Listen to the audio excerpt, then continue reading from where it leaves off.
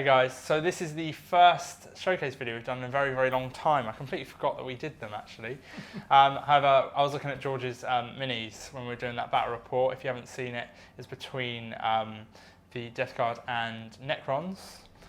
And the minis are really, really, really well painted. They look fantastic. So I thought we'd do a little showcase to show off the miniatures and talk to George about why he did that army and how it plays, all that sort of stuff, so you can get a bit of an insight into it. It's the first 30k army we've had on the channel. So let's start out with why you started collecting this army.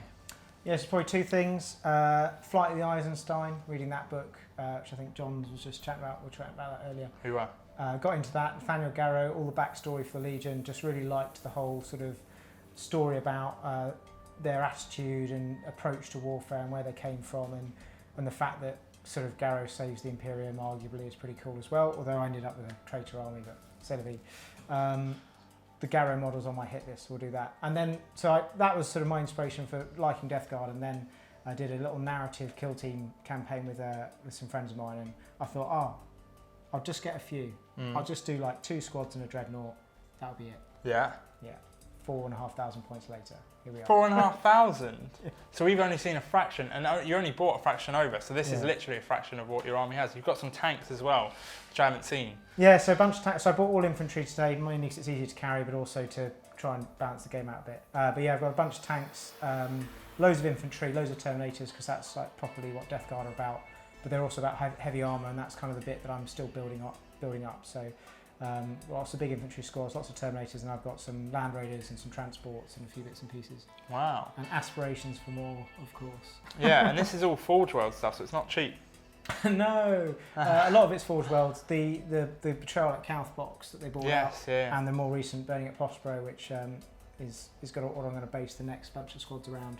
Okay. Has made life a lot easier on that respect. Because ultimately, one of the big things about 30k, it's obviously set in a different era, but it's the same rules that we're used to. But the sort of the codexes encourage you to bring big units. So, you know, your first 10 Marines of your tactical squad cost you 150 points, but the next 10 will cost you 100.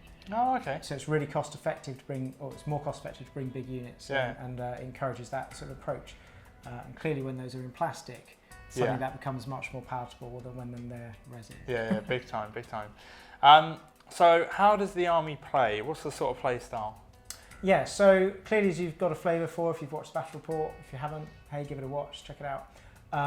The flavour is, as I say, it's like Space Marines, so it's 3-up armour saves, it's bolters, it's everything's a 4 except their attacks, basically.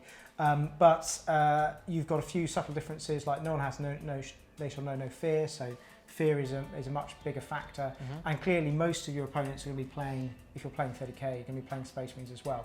But what you do get is you get all the subtle differences from the different legions. So Death Guard, like their fluff, they're gritty, so everything, they ignore fear. They're one of the few legions that gets just outright, they don't suffer from fear, which is really handy.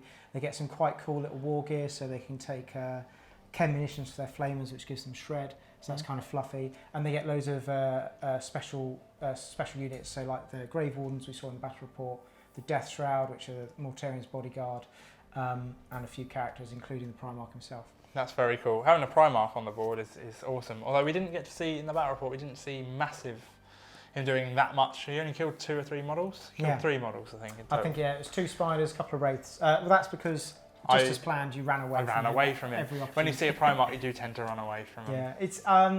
I'm looking forward to playing a few more, particularly 30k games where you get those Primarch matchups. Oh yeah, that'd be incredible. See how it goes. That'd be really cool. They do take a bit of killing, and they're definitely a big threat for your opponents to deal with. Yeah, big time. So you followed the paint scheme that they would have. It's not your own paint scheme. And how did you go about painting them? Because the paint scheme, it's got that 30k models, all the 30k models I've seen painted, they all have the same sort of vibe about them. They look a little bit aged, a little bit weathered. How did you go about that? Yeah, so I followed, Forge World released like a little PDF a while ago now with the first book for how to do the sort of the first 4 legions, or an example paint scheme. So Emperor's Children, Sons of Horus, Death Guard, and whichever the 4th one was. Put it in the comments, I can't remember. But they World Eaters. So you put it out there, and I basically took that and kind of adapted it a little bit. But it's really easy, well, it's pretty easy. It's white undercoat, bit of sepia, which gives it that yellowy tone. Then you highlight it back up and do all the spot bits and pieces. So that was, it's not overly complicated. It gives you quite a nice white effect. It's kind of, because the idea with the Death Guys, they didn't really paint their armour. It was like, it just came out and they did sort of a little bit and then they let it get weathered. So I wanted them to look really battle damaged, because others they don't repair anything unless it compromises the armour's effect. So they're not bothered about being all clean and shiny like the Emperor's Children or the Imperial Fists. They just get on with it. And to achieve that, basically weathering powders. So I painted on some battle damage, so scratches and scars, and I used a bit of the brown technical paint. Typhus corrosion? Typhus corrosion. Typhus okay, corrosion. That.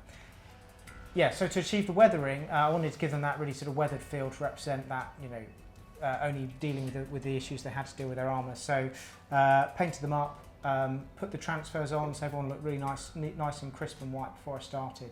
And then painted on chips, painted on Typhus corrosion to give sort of areas where, I don't know, there's oil leaking from joints, or in the case of the Grave Wardens, whatever poisons they're using to wreck the environment. That's nice. Getting out, yeah. Yeah. And then the weathering powders. So Forge World do a range. I know you can get them from other suppliers as well, but put those on dry. Pick the sort of shades so they're darker towards the bottom and then lighter further up to represent sort of dry and wet mud. And then there's a rust one as well, which aged rust, which Forge World do, which I put on areas like the chain link armour and things like that. And then basically let that go. Some people talk about sealing it, so you can. They recommend you seal it in with a varnish or something. I've not done that because I tried it on a test model and it went cloudy and it made me rage quit. Really? I nearly threw the model across the room, so I've just not bothered. And to be honest, it has kind of.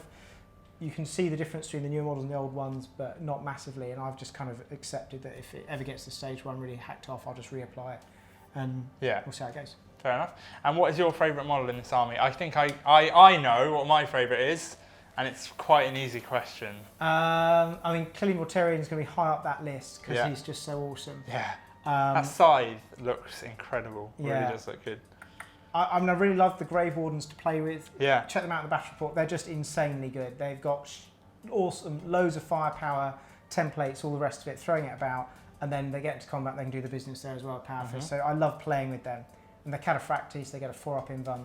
Yeah, they're great. But yeah, Mortarion with the Death Shroud, they sort of capture the essence of what the armor's all about. So. Make sure you like, comment and subscribe to the video. There's a battle report that features this army, so you can check that out, and we have loads of other battle reports. We also have a series of videos called The Worst 40k Player, which you can check out. They're quite funny, really easy to watch, like 3 or 4 minutes long. Make sure you share them around as well, because I think more people deserve to watch them because I think they're funny, but I'm biased because I filmed them and edited them. Yeah. So I think they're the best video ever. Yeah, I mean, that does come through. Does it? Yeah, that you think you are the funniest guy. I am literally the funniest guy on earth. He's the funniest guy on earth. True. Thank you. So yeah, thanks for watching, guys. Hope you enjoyed the video.